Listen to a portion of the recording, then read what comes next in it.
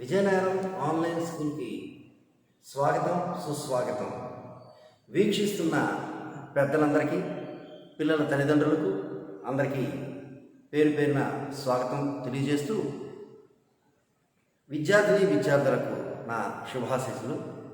ఈరోజు ఎనిమిదవ తరగతి విద్యార్థుల కోసం హిందీ పాఠం రాజా బదలగయ రెండవ పాఠం చెప్పదలుచుకున్నాను.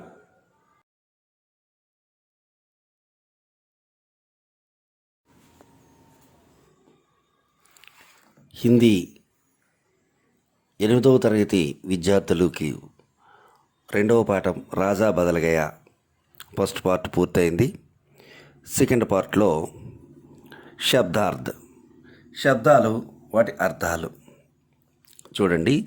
జంగల్ అడవి, ఫారెస్ట్, లడకా బాలుడు, ఏ బాయ్, రాస్తా మార్గం దారి, సోనా బంగారము గోల్డ్, సిక్కా అంటే నాణెము కాయిన్, ఆఖిర్ చివరకు, ఎట్ లాస్ట్ ఆశ్చర్యము వండర్, బేటా కుమారుడు, సన్ సాధువు సైంట్, గరీబ్ పేదవాడు, పూర్ యది ఒకవేళ, ఖర్చు, ఆరంభ్ ప్రారంభము, దిన్ రోజు, సంపత్తి సంపద, ఆదేశ్ ఆజ్ఞ, ప్రశంస పొగడ్త. ఈ విధంగా శబ్దార్థాలు ఈ పాఠంలో కఠిన శబ్దార్థాలు ఇవి ఉన్నాయి. ఇక ఏకవచన బహువచనాలు. ఏకవచనంలో ఉంటే బహువచనంలో రాయాలి, బహువచనంలో ఉంటే ఏకవచనంలో రాయాలి. ఇందులో ముఖ్యంగా వచ్చినవి ఏమిటంటే జంగల్, దానికి బహువచనం కూడా సేమ్ టు సేమ్ జంగల్, సిక్కా సిక్కే, బేటా బేటే, రాజా లోగ్, సేవా సేవాయే, లడకా లడికే, బేచారా బేచారే, సాధు లోగ్, బాత్ బాతే, రాస్తా రాస్తే, మాలా మాలాయే, సేనాయే. ఈ విధంగా వచనాలు ఉన్నాయమ్మా. ఇక చూస్తే లింగ్, బాలక్ బాలిక, లడకా లడికి, మహారాజ్ మహారాణి, పడోసిన్, సేవక్ సేవిక, బచ్చా బచ్చి, గరీబిని, దేవరాణి, రాజా రాణి, బేటా బేటీ, బాయి బహన్. ఈ విధంగా ఉన్నాయి. ఇక తర్వాత ఉల్టే శబ్ద్, వ్యతిరేక పదాలు. ఈ పాఠంలో వచ్చినవి కొన్ని చూద్దాం. క్రూర్, సాధు అంటే సాధు జంతువులాగా నెమ్మదస్తుడు అనమాట. క్రూర్ అంటే క్రూరుడు. బడి చోటీ, క్రోధ్ శాంత్, ఆరంభ్ అంత్, గరీబ్ అమీర్, జవాబ్ ప్రశ్న, సమజ్ నాసమజ్, ఖర్చ్ బచత్, ఆఖిర్ शुरू, आगे पीछे, पास दूर, प्रशंसा निंदा. తర్వాతమ్మా పర్యాయవాచి శబ్దములు అంటే సేమ్ అర్థం. మన తెలుగులో పర్యాయ పదాలు అని అంటారు, హిందీలో పర్యాయవాచి శబ్ద్ అంటాం. లడకా బాలక్ బచ్చా రెండు ఒకే అర్థం అన్నమాట. సోనా హ్యామ్ కంచన్ బంగారం అన్నమాట. జవాబ్ ఉత్తర్, రాజా రూప్ శాసక్, రాస్తా మార్గ్ పత్, ప్రశ్న సవాల్, జంగల్ వన్, సాధు సంత్. ఈ విధంగా పర్యాయవాచి శబ్దాలు ఉంటాయి. ఇకపోతే ప్రత్యయ్ అంటే తెలుసు కదా మీ అందరికీను, చివర వచ్చి ఒక శబ్దానికి చివర వచ్చి యాడ్ అవుతుంది. మహారాజ్ రాజ్, గరీబీ ఈ, ఖుషీ ఈ, పడోసీ ఈ, దుఖీ ఈ, గలతీ ఈ, సుఖీ ఈ విధంగా రెండో ఈ చివరిలో వచ్చింది. తర్వాత సంధి విచ్ఛేద్, సంధిని విడదీయడమే. మనకి సంధి పేరు చెప్పడం అనేది 10th క్లాస్ లెవెల్లో లేదు కనుక మనం శబ్దాన్ని విడదీస్తే చాలు. మహారాజ్, మహా ప్లస్ రాజ్. సంగ్రహాలయ్, సంగ్రహ్ ప్లస్ ఆలయ్. సచివాలయ్, సచివ్ ప్లస్ ఆలయ్. రాజేష్, రాజా ప్లస్ ఈష్. గ్రంథాలయ్, గ్రంథ్ ప్లస్ ఆలయ్. మంత్రాలయ్, మంత్ర ప్లస్ ఆలయ్. ఈ విధంగా ఉన్నాయమ్మా. తర్వాత ఉపసర్గ. ఉపసర్గ అంటే ఒక శబ్దానికి ముందు ఒక పదం చేర్చడం వల్ల అందులో వచ్చే మార్పులు అనమాట. ఇందాకలా మహారాజ్ చెప్పాను చూడండి. ఇందులో మహారాజ్, మహా అనేది ఇక్కడ ఉపసర్గ. సువిశాల్ సు. అహసాస్ ఆహ. సక్రియలో సా. సుస్వాగత్ సు. సప్రేమ్ సా. కుసంగ్ కు. ఇప్పుడు కొన్ని వాక్య ప్రయోగాలు ఉన్నాయి, చూద్దామా? వాక్య ప్రయోగాలు. ఒకటోది ఆశ్చర్య, దానికి ఒక సొంత వాక్యం రాయాలి. దాన్నే హిందీలో వాక్య ప్రయోగము అంటారు. ఇస్మే ఆశ్చర్య క్యా హై, ఆ ఆశ్చర్య కిందనే అండర్లైన్ చేయండి. జరూర్, मुझे एक ज़रूरी काम पर आज హైదరాబాద్ జానా హై. ఈరోజు ఒక ముఖ్యమైన పనిపై నేను తప్పక హైదరాబాద్ వెళ్ళాలి. జరూరీ అంటే తప్పక. పడోసీ, పడోసీ అంటే ఏంటి? ఇరుగు పొరుగు. పడోసీ దేశ వాలో సే భీ దోస్తీ కర్నీ చాహియే. ఇరుగు పొరుగు దేశాలతో కూడా మనం మిత్రులుగా చేసుకోవాలి. आक्रमण, भारत पर कई విదేశీ రాజాओं का ఆక్రమణ हुआ. భారతదేశంలో చాలామంది విదేశీ రాజులు ఆక్రమణ అంటే దాడులు చేశారు. అమీర్, క్యా అమీర్ లోగ్ దిల్ నహీ హోతా, ఏంటి ధనవంతులకి మనసు ఉండదా? ఆరంభ్, ఉస్నే చిత్ర కించన ఆరంభ కియా, ఆయన బొమ్మ వేయడం ప్రారంభించారు. ఇలాగా ఏవైతే నేను చెప్పానో వాటి కింద అండర్లైన్ చేసుకోండి. అవే సొంత వాక్యాలు అనమాట. ఆ వాక్యానికి సొంత వాక్యం చేశామని మనకి స్పష్టంగా కనబడాలి. ఇంకా టెక్స్ట్ బుక్ ప్రకారంగా చూసినట్లయితే 10వ పేజీలో మనకి సునోబోలో ఉంది. పాఠ మే దియే గయే చిత్రం కే బారే మే బాత్చీత్ కరో. మనకి ఫోటో ఉంది, బొమ్మలు ఉన్నాయి. వీటి ద్వారా, ఈ చిత్రాల ద్వారా మనకి ఏం తెలుస్తుంది అన్నాడు. చిత్రం కే బారే మేరా నామ్ గోపాల్ హై, ఆడి పేరు గోపాలు. రామ్ और శ్యామ్ దో మిత్ర హై, ఇద్దరు రాముడు శ్యాముడు ఇద్దరు మిత్రులు ఉన్నారు. గోపాల్ అరే శ్యామ్ యహ దేకో యహ జంగల్ కా చిత్ర హై. రే మిత్రుడా, ఫ్రెండ్, చూడు ఇది అడవి బొమ్మ అన్నాడు. రామ్, హా జంగల్ మే ఏక్ లడకా జా రహా థా, అవును అడవిలో ఒక పిల్లవాడు వెళ్తున్నాడు. శ్యామ్, ఉస్ లడికే కా నామ్ రాజేష్ హై, ఆ పిల్లడి పేరు రాజేష్ అన్నాడు గోపాల్. రాజేష్ నే సామ్నే జమీన్ పర్ జో చమ్కతా హై వహ్ క్యా హై, ఆ రోడ్డు మీద అక్కడ కనబడుతుంది, మెరుస్తున్నట్టుగా ఉంది, అదేమిటి అంటే, రే అదేంట్రా గోల్డ్ కాయిన్ అని. అంటే బొమ్మలు చూసి వాళ్ళు తనంతట తాను కథ చెప్పుకోవడం రావాలి.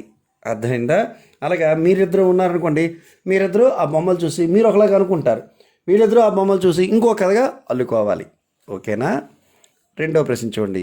ఇస్ పాఠ కా కోయి దూసరా నామ్ క్యా హో సక్తా హై.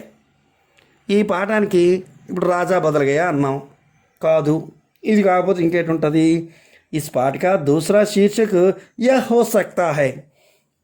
ఈ పాఠానికి హెడ్డింగ్ అది మార్చి బుద్ధిమాన్ లడక, బుద్ధిమంతుడైన పిల్లవాడు అని పెట్టవచ్చు. క్యూంకి ఈ పాటకే లేఖకు బుద్ధిమాన్ హై, ఎందుకంటే ఈ పాఠంలో మెయిన్గా ఉండే పిల్లవాడు రాజేష్ చాలా మంచివాడు, బుద్ధిమంతుడు. ఉస్కి బుద్ధిమతాకే కారణ్ హీ యహ్ అంత మే రాజా బదల్ జాతా హై. ఈరోజు ఈ కథలో చివరికి రాజు మారాడనడానికి ఆడి మంచితనమే.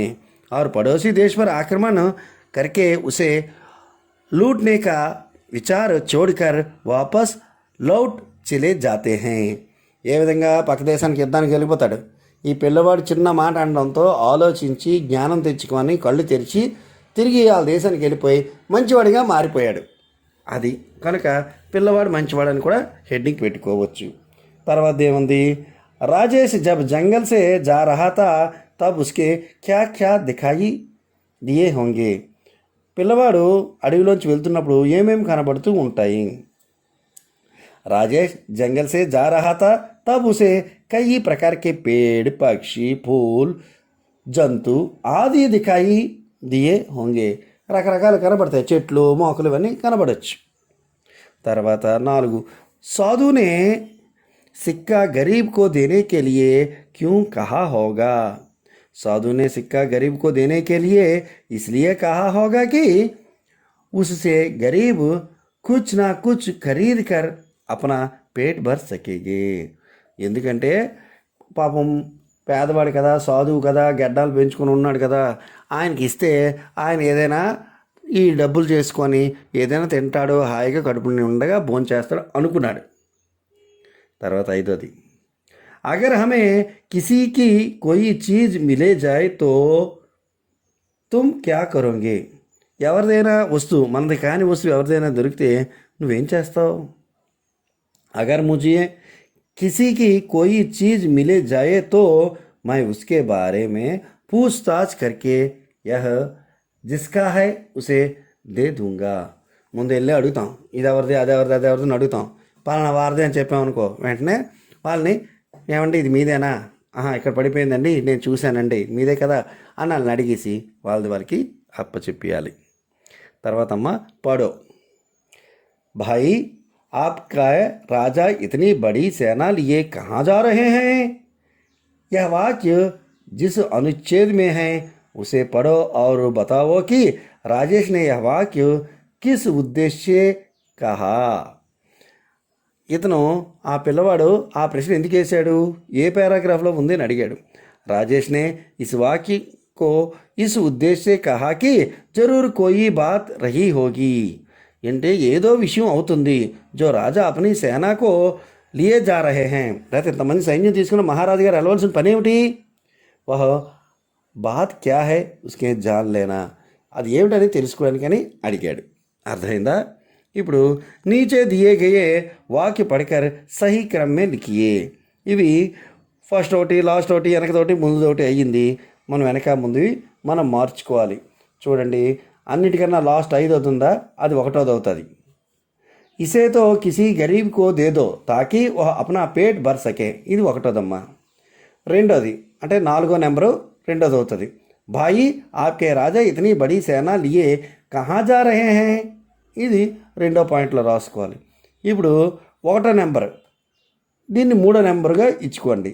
3వ లైన్ అవుతుంది. లీజియే మహారాజ్ ఆప్ ఇసే రక్ లీజియే, ఇది 3వది అవుతుంది. 4వది ఏటవుద్ది, నెంబర్ 3లో చూడండి. బేటా ముझे క్యూ దేనా చాహతే హో, ఇది అవుతుంది. చివరిది నెంబర్ 2 అవుతుంది. మై రాజా హూ రాజా, మై తుజే గరీబ్ లగ్తా హూ, ఇది 5వది అవుతుంది. ఇది వెనక ముందుని మనం మార్చి పాఠం చూసాం కదా, పాఠం ఏ విధంగా ఉందో ఆ విధంగా మార్చుకోవాల్సిన అవసరం ఉంది. ఇకపోతే ఇంకేముంది, पाठ में सोने के सिक्के के बारे में कहा गया है. उस सिक्के के चित्र बनाओ और 2 वाक्य लिखे. ఏమిటన్నాడు, ఒక గోల్డ్ లాంటిది ఏదో కాయిన్ కానీ అట్ట ముక్కను కానీ తీసుకుంటారా, దానికి గోల్డ్ కలర్ పేపర్లు ఉన్నాయి కదా, వాటిని చూడతారు. యా సోనా కా సిక్కా హై, ఈ సోనే కా బినా సిక్కా హై, ఇస్కా మూల్య 5000 హై. ఇది ఒక బంగారు నాణెము, దీని ఖరీదు ఒక 5000 రూపాయలు ఉంటుంది అని అంటాం. ఇంకా ఏమున్నాయి నెక్స్ట్ రెండో ఈ చూడండి. नीचे नीचे लिखे प्रश्नों का उत्तर लिखो. राजेश कहाँ जा रहा था? राजेश जंगल से जा रहा था. राजेश ने सोने के सिक्के को क्या किया? राजेश मंगन्ना ने చేశాడు. राजेश ने सोने के सिक्के को उसका ना होने के कारण एक साधु महाराज को देना चाहा, लेकिन इससे नहीं लिया. बाद में एक बड़ी सेना के साथ आने वाले एक महाराज को देना चाहा, उसने भी उसे नहीं लिया. తర్వాత మూడోది చూడండి. राजा का नाम क्या था? वो कैसा था? राजा का नाम शूर सिंह था. वह पड़ोसी देश पर आक्रमण करके उसे लूटने वाला था. ఇది అయిపోయింది. తర్వాత లికోలోకి రండి. లికోలో किसी पर आक्रमण करना या उसे लूटना उचित है. ఎవరి మీదైనా ఆక్రమణ కానీ దోచుకోవడానికి కానీ వెళ్ళడం సరైందేనా? అగర్ నహీ తో క్యూ? ఒకవేళ సరైంది కాదంటే ఎందుకు కాదు?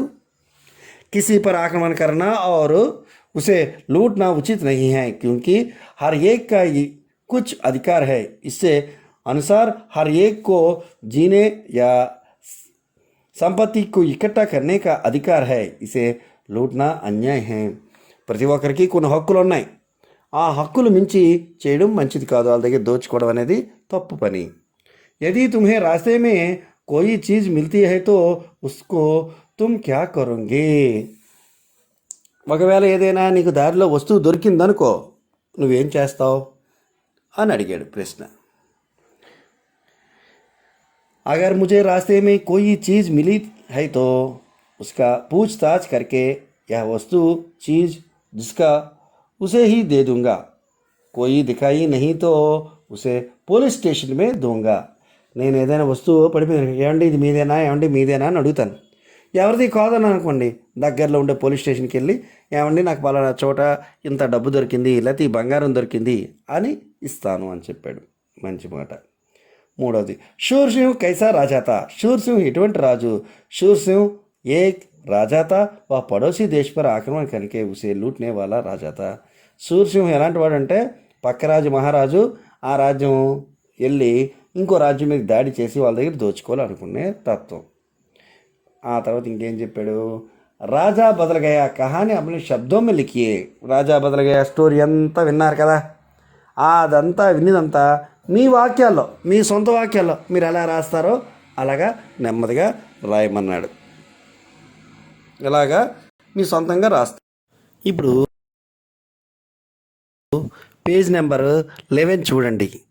11లో రాజా బదలగయా కహాని అప్నే శబ్దం మే లిఖో అయిపోయిన తర్వాత శబ్ద భండార్ చూడండి అమ్మా. శబ్ద భండార్ ఉదాహరణ देखो और समझो. इसी तरह आगे कुछ शब्द लिखे.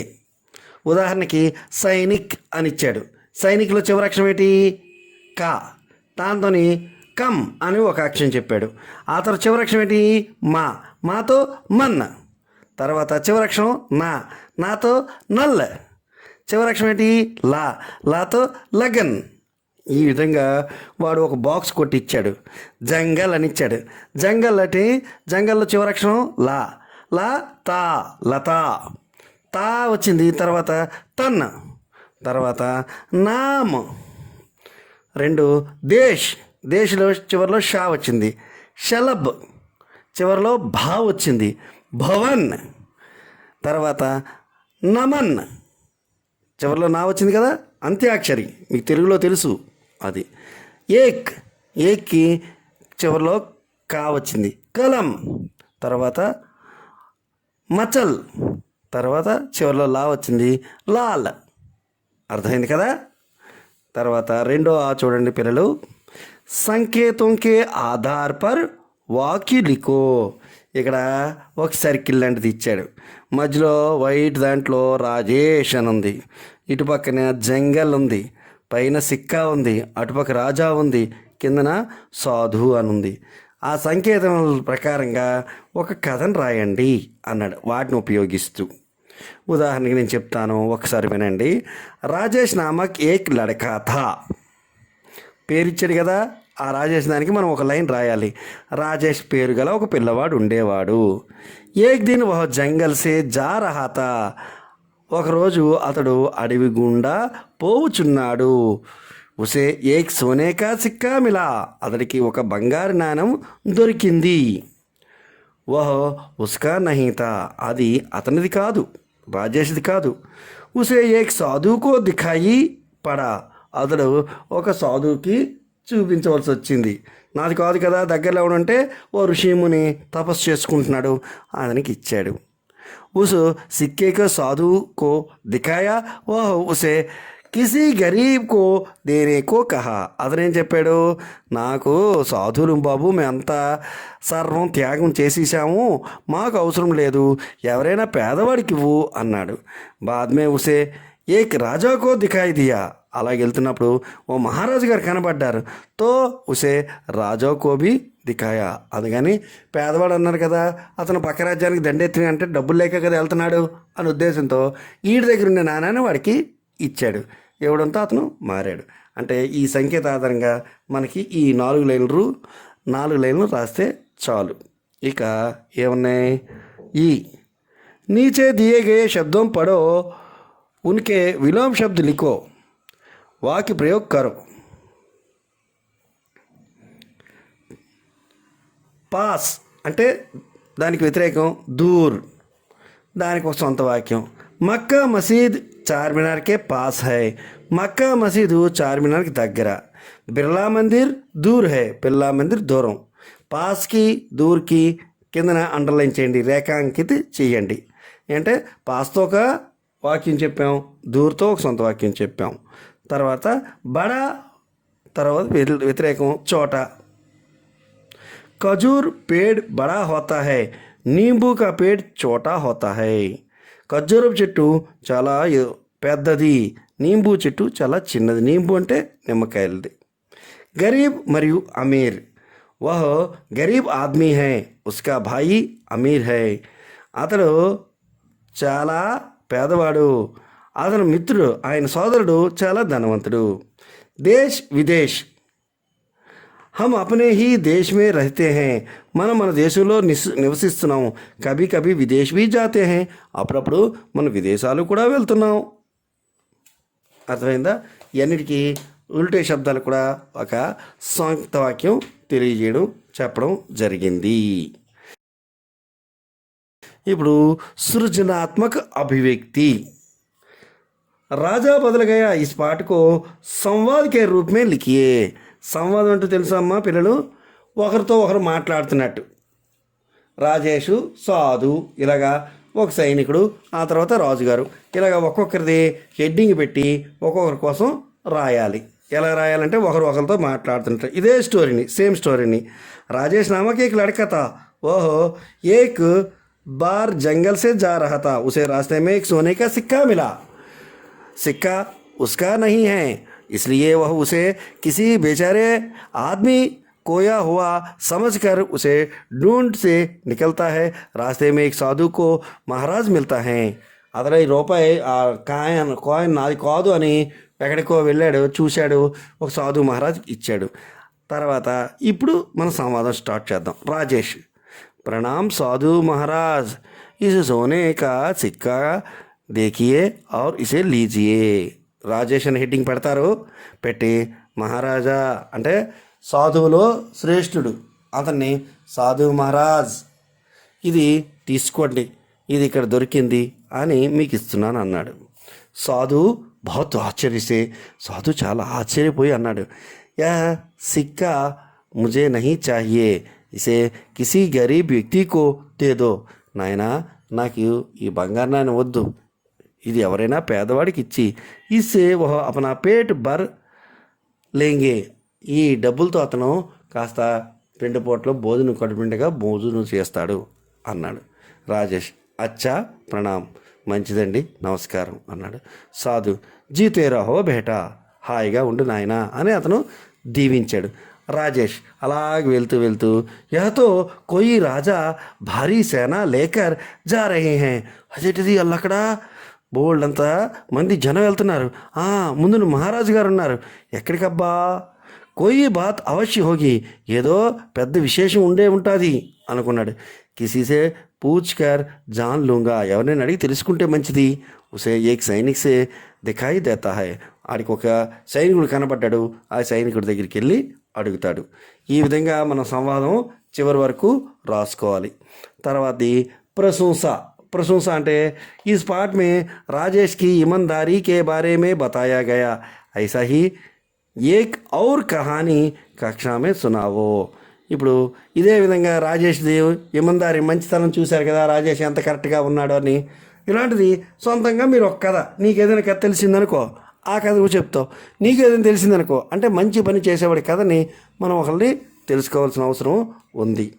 ఇకపోతే భాషాకి బాత్. భాషాకి బాత్లో ఏముందో చూద్దాం. नीचे दिए गए वाक्य पढ़ो, కింద ఇచ్చిన వాక్యాల్ని చదవమన్నాడు. इतनी बड़ी सेना को देखकर वह सोचने लगा कि जरूर कोई बात रही होगी. అక్కడికి ఆపాలి. जो राजा अपनी सेना लिए जा रहे हैं, उसने एक सैनिक से पूछा, भाई आपके राजा इतनी बड़ी सेना लिए कहाँ जा रहे हैं అని అడిగాడు, ప్రశ్న వేశాడు. చదివాను కదా, విన్నారు. ఈయన చిహ్నంకో విరామ్ చిహ్న కైతే హే. అక్కడ కొన్ని చిహ్నాలు ఉన్నాయి, మనం చదివినంతసేపు కూడా ఒక ఆశ్చర్యార్థకం, ఒక కొటేషను, ఒక ఫుల్ స్టాపు ఉన్నాయి. ఇవన్నిటిని కూడా చదివేటప్పుడు మనం బాగా దృష్టిలో పెట్టుకోవాలి. बोलते अथवा पढ़ते समय अपनी बात को ठीक से कहने के लिए कुछ देर रुकना पड़ता है. మన మాటలు అవతల వాళ్ళకి అర్థం కావాలంటే కాసేపు ఆగి ఎక్కడ ఫుల్ స్టాప్ చేయాలి, ఎక్కడ కామా పెట్టాలి, ఎక్కడ ఆశ్చర్యార్థకం పెట్టాలి, ఎక్కడ క్వశ్చన్ మార్క్ పెట్టాలి అన్న విషయాల్ని ఉంటే దాన్ని బట్టి మనం ఆడు ఎలా మాట్లాడాలి అన్న విషయాన్ని మనం పుస్తకంలోనే తెలుసుకోవచ్చు. రూక్నేకి యహ్ క్రియా వ్యాకరణ की భాషా మే విరామ్ కహతే హే. ఆపడాన్నే హిందీలో విరామం అంటారు, ఇంగ్లీష్లో ఫుల్ స్టాప్ అంటాం. कहानी लेख संबंधी आदि लिखते समय इस प्रकार की रुकने के स्थलों को स्पष्टता के लिए जिन चिन्हों का प्रयोग किया जाता है उन्हें विराम चिन्ह कहते हैं. ఎక్కడైతే మన భాషలోని ఎక్కడ స్వల్ప విరామం ఇవ్వాలి, పూర్తి విరామం ఇవ్వాలి, క్వశ్చన్ మార్క్ ఇవ్వాలి, ఆశ్చర్యార్థకం ఇవ్వాలి, ఇచ్చేటప్పుడే మనకి భాష యొక్క స్పష్టత తెలుస్తుంది. లేనియడ ఏటేటో మాట్లాడుతున్నాం అది ఇది అర్థం కాదు. మనకు కొన్ని వాక్యాలు ఉన్నాయి, కపీశ్వరుడు రామునితో ఇటులని అని ఇటు అడు ఇటు కలిపామనుకోండి అర్థాలు మారిపోయి అనర్థాలు అయిపోతాయి. కనుక అటుగా కాకుండా సుస్పష్టంగా చదవడం రావాలి. ఈ రోజుల్లో మీకు టీవీ సీరియల్ వచ్చేయడం వల్ల ఎవరు కూడా నవళ్ళు కానీ కథల పుస్తకాలు కానీ చదవడం మానేశారు. ఎప్పుడైనా వస్తే పిల్లలందరూ కార్టూన్ పెట్టించుకుంటున్నారు, పెద్దవాళ్ళందరూ టీవీ సీరియళ్ళు పెట్టించుకుంటున్నారు. అలా కాకుండా గతంలో మా పెద్దవాళ్ళందరూ పెద్ద పుస్తకాలు నవల్లో గట్రా చదివారు. ఆ నవల్లో చదువుతున్నప్పుడు వాళ్ళు అర్థం చేసుకోవడానికి క్వశ్చన్ మార్క్ ఎక్కడ ఉపయోగించారు, ఓహో వాడికి ప్రశ్న వేశాడా, ఓహో వాడు ఎలా చెప్పాడు, వీడు ఆశ్చర్యపోయాడా అన్న భాషలో ఉండే ఉద్దేశాలు తెలిసాయి, పుస్తకాల ద్వారా తెలిసాయి. ఇప్పుడు మనకి అవి తగ్గిపోవడం వల్ల వీటి మీద మనకి దృష్టి పెట్టలేకపోతున్నారు పిల్లలు. అర్థమైందమ్మా? ఇప్పుడు अब इनमें से जो चिन्ह पाठ में आए हैं उन्हें ढूंढ कर रेखांकित करो. ఈరోజు ఈ పాఠంలో ఇలాంటి చిహ్నాలు చాలా వచ్చాయి, వాటిని అన్నింటినీ గుర్తించి ఒక దగ్గర రాసి చెప్పమన్నాడు. తర్వాత परियोजना कार्य, अपनी मनपसंद कहानी कागज़ पर लिखकर दीवार पत्रिका पर चिपकावो. ఇప్పుడు ఇలాంటి కథని మీరు ఒకటి తయారు చేయండి. తయారు చేసి పరియోజన కార్య అంటే ప్రాజెక్ట్ వర్క్, ఐసీ కోయి ఔర్ ఏక్ కహాని ఇలాంటిది ఇంకొకటి అలాంటి దాన్ని మీరు ఒకటి రాసి దాన్ని పెట్టాలి. అది అర్థమైందా? ఏదో ఒక స్టోరీ లేకపోతే